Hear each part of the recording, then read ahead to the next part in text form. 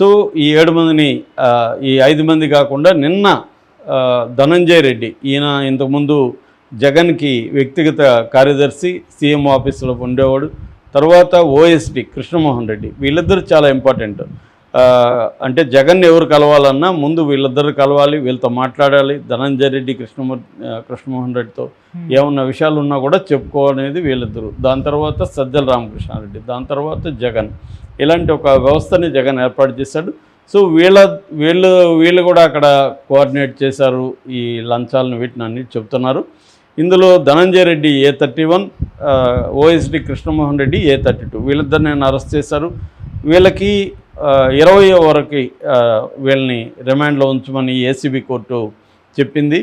So వీళ్ళకి ప్రత్యేక సౌకర్యాలు కూడా కల్పించమని చెప్పింది.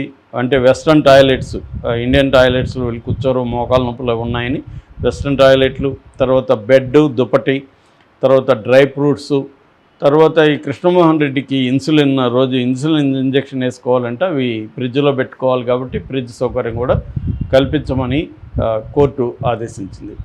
అయితే ఈ క్రమంలో అక్కడ జైలు సూపరింటెండెంట్గా ఉంటున్న హంసపాల్ అనే అతన్ని గవర్నమెంట్ ట్రాన్స్ఫర్ చేసేసింది, రాజమండ్రికి పంపించింది. ఎందుకంటే ఈ హంసపాల్ గతంలో జగన్ చెంచల్గూడ జైల్లో అక్రమాస్తుల కేసులో ఉన్నప్పుడు జైలర్గా ఉండేవాడు. జగన్కి మంచి హెల్ప్ చేశాడు.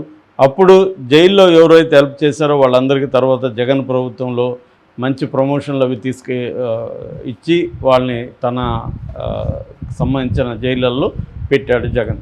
అలాగా ఈయన్ని కూడా సూపరింటెండెంట్గా ప్రమోషన్ ఇచ్చి విజయవాడ జైల్లో పెట్టాడు. సో విజయవాడ జైల్లో ఉంటే ఆల్రెడీ అక్కడ వంశీ ఉన్నాడు, ఇప్పుడు వీళ్ళందరూ విజయవాడ డిస్ట్రిక్ట్ జైల్లో పెడుతున్నారు కాబట్టి అక్కడ సూపరింటెండెంట్ ఉంటే వీళ్ళకి ప్రత్యేకమైన వ్యవహారాలన్నీ చూసుకుంటాడు అని చెప్పి అతన్ని ట్రాన్స్ఫర్ చేసి ఆ ప్లేస్లో మహమ్మద్ ఇర్ఫాన్ అని అతను డిప్యూటీ సూపరింటెండెంట్ ఉంటే అతనికి ప్రమోషన్ ఇచ్చారు. సో అంటే ప్రభుత్వం జైల్లో కూడా వీళ్ళని ఇబ్బందులు పెట్టాలని డిసైడ్ అయింది. మామూలుగా జైల్లో డబ్బులు ఖర్చు పెడితే ఇన్ఫ్లుయెన్స్ ఉంటే మ్యాక్సిమం సౌకర్యాలు పొందొచ్చు, అది చాలామంది చేస్తుంటారు. అది అన్ని పార్టీల వాళ్ళు కూడా చేస్తారు, ఎవరు డబ్బులు ఉన్నా డబ్బులు చేస్తున్నారు. సో ఈ క్రమంలో అతన్ని తీసేయడం ద్వారా, అతన్ని వేరే ట్రాన్స్ఫర్ చేయడం ద్వారా వీళ్ళని ఇబ్బందులు పెట్టాలన్నట్టుగా ప్రభుత్వం ఆలోచిస్తున్నట్టు తెలిసింది. అయితే ఇదంతా కూడా విజయసాయిరెడ్డి వాంగ్మూలంతో కేసు ఊపు అందుకుందని చెప్తున్నారు. ఎందుకంటే విజయసాయిరెడ్డికి మొత్తం తెలుసు ఇవన్నీ. సో విజయసాయిరెడ్డి దీని కింగ్ పింగ్ ఈయనే రాజకాశి రెడ్డి అని చెప్పాడు. సో రాజకాశి రెడ్డి ఫస్ట్ అబ్స్కాండ్లో ఉండి మళ్ళీ దొరికాడు. అలాగే వీళ్ళు కూడా అందరూ కూడా కోర్టులో బెయిల్కి ట్రై చేశారు. ఇప్పుడు కూడా మిథున్ రెడ్డిని కూడా అరెస్ట్ చేసే అవకాశం ఉంది. ఎందుకంటే మిథున్ రెడ్డిని ఆల్రెడీ సుప్రీంకోర్టులోకి ఆయన వెళ్ళాడు. సుప్రీంకోర్టు లేదు, మీరు హైకోర్టులోనే తేల్చుకోండి, 4 వారాల లోపల హైకోర్టు తేల్చమని కూడా హైకోర్టుకి చెప్పింది. సో ఆయన ముందస్తు బెయిలు అనేది. రెండవది సుప్రీంకోర్టులో ఇంకొక పిటిషన్ కూడా వేశారు. అదేంటంటే అసలు ఏపీసీఐడికి వేరే రాష్ట్రాల్లో ఉన్న వాళ్ళకు నోటీసులు ఇచ్చి వాళ్ళని పిలిపించే హక్కు లేదని సుప్రీంకోర్టులో వేశారు. దాని మీద కూడా వాద వివాదాలు జరుగుతున్నాయి. అంటే ఈ లిక్కర్ స్కామ్ని సుప్రీంకోర్టు కూడా పర్యవేక్షిస్తుంది అని చెప్పచ్చు. అందుకని ఇప్పుడు నెక్స్ట్ స్టెప్ ఏంటంటే ఈ డబ్బులంతా ఫైనల్గా వీళ్ళందరూ కూడా ఏంటంటే కింది స్థాయిలో పనిచేసిన వాళ్ళు, ఫైనల్ డబ్బులు ఎవరికి వెళ్ళింది?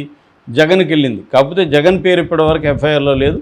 అయితే ఇప్పుడు నెక్స్ట్ మెమో ద్వారా జగన్ పేరు పెట్టి, చంద్రబాబు కూడా అలాగే చేశారు, మెమో ద్వారా ఆయన్ని A1గా మార్చేసి అరెస్టులు చూపించారు. అలాగే జగన్ కూడా ఇప్పుడు అరెస్ట్ అరెస్ట్ చేయబోతున్నారని పేరుని నాని నిన్న మాట్లాడాడు. సో జగన్ని ఎప్పుడు అరెస్ట్ చేయాలి అనేది టైమింగ్ని చూసుకొని చంద్రబాబు అరెస్ట్ చేసే అవకాశం ఉంది. నిన్న లోకేష్ ఫ్యామిలీతో సహా మోడీని కలిశాడు. అక్కడ కూడా ఈ జగన్ని ఎట్లా అరెస్ట్ చేయాలి ఏంటి దానికి సంబంధించి మోడీ ఒక సహకారం తీసుకోవడానికి ప్రధానంగా వెళ్ళారు. జగన్ అరెస్ట్ అయితే ఖాయం. దీంట్లో పిఎంఎల్ఏ చట్టం కింద కానీ ఈడీ కానీ ఎంటర్ అయితే జగన్కి త్వరగా బెయిల్ కూడా రాదు. మనం ఢిల్లీ లిక్కర్ స్కామ్లో కూడా చూసాము, మన కవితకి 6 నెలలు జైల్లోనే ఉంది, బెయిల్ రాలేదు. అట్లాగే ఆపుకు సంబంధించి చాలామందికి 1 year 1.5 year కూడా బెయిల్ రాలేదు.